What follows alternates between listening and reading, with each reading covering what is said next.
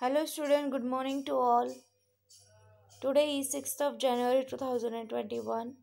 Today we will see our grammar chapter number 7, that is nouns in number. So see, point A is there, singular and plural nouns.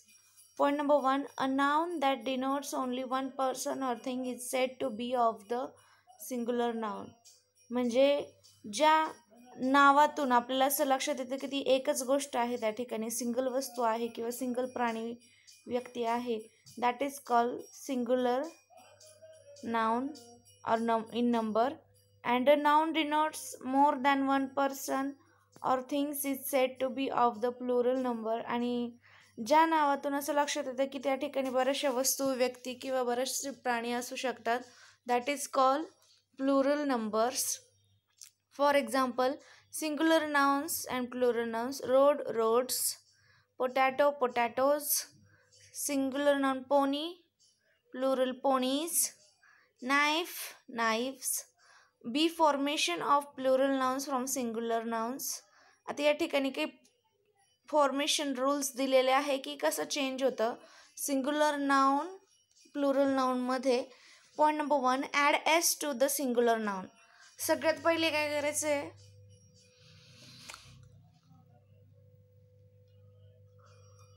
जे singular noun आहे त्याला S जोडायचं आहे. For example, table tables, cow cows. Point number 2, add es to singular nouns ending in s, sh, ch or x. ज्या नाउनच्या किंवा ज्या शब्दांच्या शेवटी शेवटचे अक्षर, जे शेवटचे अक्षर आहे ते S S H C H किंवा एक्स असेल तर त्या शब्दांच्या पुढे es प्रत्यय लावायचा आहे, म्हणजे es जोडायचा आहे त्याला. For example, class classes, brush brushes, branch branches, tax taxes. Point number 3, add es to some singular nouns ending in o. काही काही शब्दांचे शेवटचे अक्षर हे ओ असते, तर त्या शेवटचे अक्षर ओ असणाऱ्या शब्दांच्या पुढे देखील काय जोडायचं आहे, es. For a few nouns ending in O add only S. काही काही शब्दांच्या शेवटी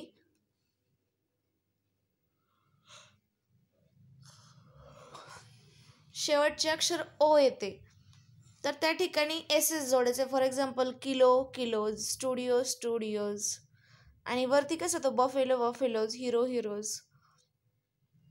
number 5, for nouns ending in Y change the Y into I and add es, then add es. काही शब्दांचे शेवटचे अक्षर वाय असते, तर वाय कशात कन्वर्ट करायचं आहे, I.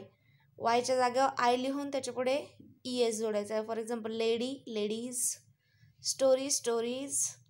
Point number 6, when y comes after a vowel simply add s. आणि जो शेवटचा अक्षर आहे y ते जर वॉवेल्सच्या नंतर, मग वॉवेल्स कोणते, ए ई आय ओ यू, याच्यानंतर जर y येत असेल तर तो y तसाच ठेवायचा आहे आणि त्याला फक्त ॲड काय करायचं आहे, एस. फॉर एक्झाम्पल, की keys, day days.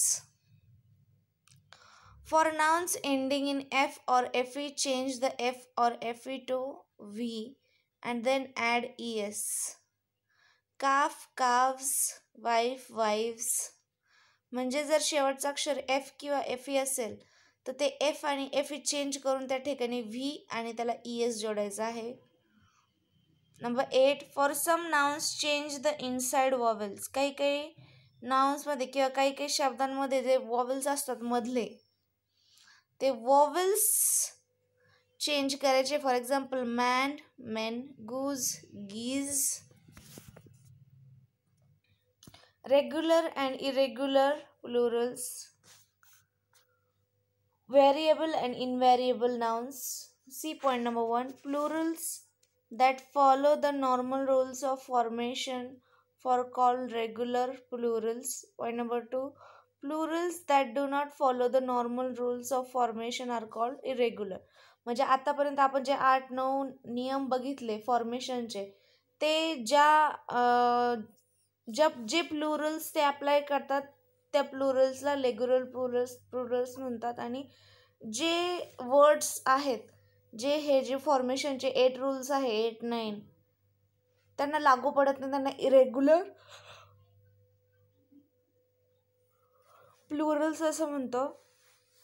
Nouns that have, for example, child children, sheep sheep, ox oxen. यामध्ये ते 8 रूल्समध्ये हे वर्ड्स बसत नाही.